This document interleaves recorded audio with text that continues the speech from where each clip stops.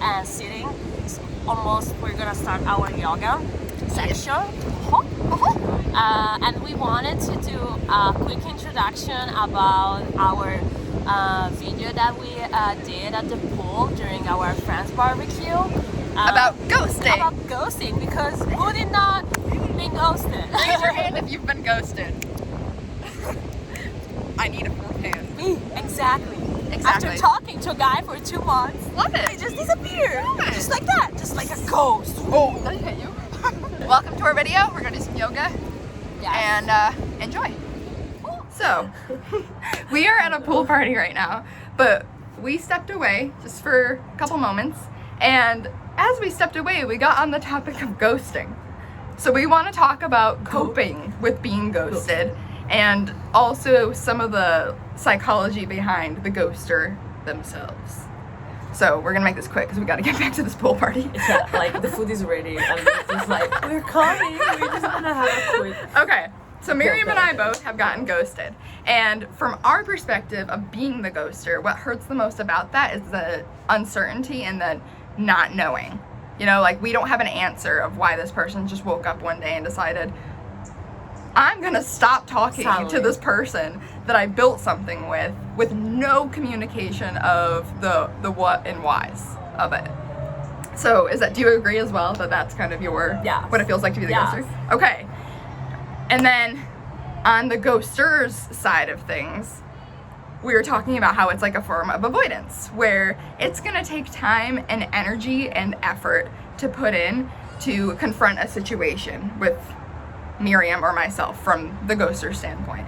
And they knew that conversation had to happen, but because that required so much energy and probably uncomfortable feelings that they didn't want to feel, they would rather just avoid the situation Afraid altogether. about their feelings. It comes from a place of fear. So as we're talking about this, I don't know about you, but for me, it kind of like makes me feel slightly better about it, because in a sense, you know, it takes that fault off of ourselves, because when we're in the midst of trying to figure out why this person ghosted me, I think it's almost, at least for myself, an automatic thought process. It must have been something that I did. And I don't think that's the case for everyone. I hope that's not the case for everybody, but that's the way that I thought about it. So knowing that this act was an act of avoidance, and them ghosting me was their conscious choice because they would rather use that avoidance than confront the situation with me, takes fault off of me in a sense and brings me peace. Good job, Mommy. Do you want to add to it? Yes. And also, I like how the first feelings that you have after being ghosted, it's very bad for us, because we think we did something wrong. We start to like blame ourselves when we shouldn't, because we did nothing wrong.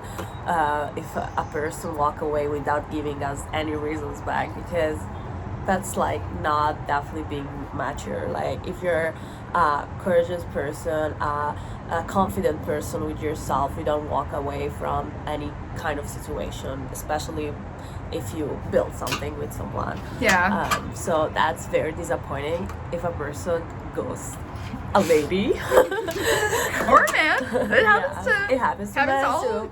And then you just disappear, motherfucker. But also, this is on just like a quick view onto like, I guess, empathy for the ghoster's side, because I do feel that empathy, because that person isn't at a place where they feel like they can tolerate those emotions and utilize that energy to communicate with someone else, so they'd rather push that down. So I do feel a sense of empathy for the people that do ghost, because honestly, I don't think I've ghosted anyone, but I'm sure there have been times where I've avoided situations or confrontations with someone and would have rather just swept it under the rug and suppress feelings and actually deal with them. Because maybe you're scared of, it comes from, like I said, it comes from that place of fear. And, you know, it's not a bad thing to have fear, but it takes a lot of courage and emotional confrontation to be able to break free from that part of yourself that wants to avoid and actually act on something. So if you are the ghoster, I encourage you to take a deeper look into yourself and explore, you know, why are these things that I'm not willing to confront right now? And if you have been ghosted, just know that it is not your fault. and that this has everything to do with the other person and nothing to do with you as a person. Nothing is wrong with you. Yeah, and the right person is going to come along and they are going to never make you feel like you have to doubt yourself. Nothing is wrong Or beg with for you, basic and communication. You don't deserve him. You deserve way Or way her. better. Or her. Sis and bros. Yes. Okay, so that is the end of our lecture. We're We are getting back to the going pool back party. To eat. Bye! This is our barbecue that we were talking about. Barbecue. Barbecue. So Miriam at CrossFit, running between each of the circuits, instead of just like running over to it, she went, That's exactly how I did, Mommy.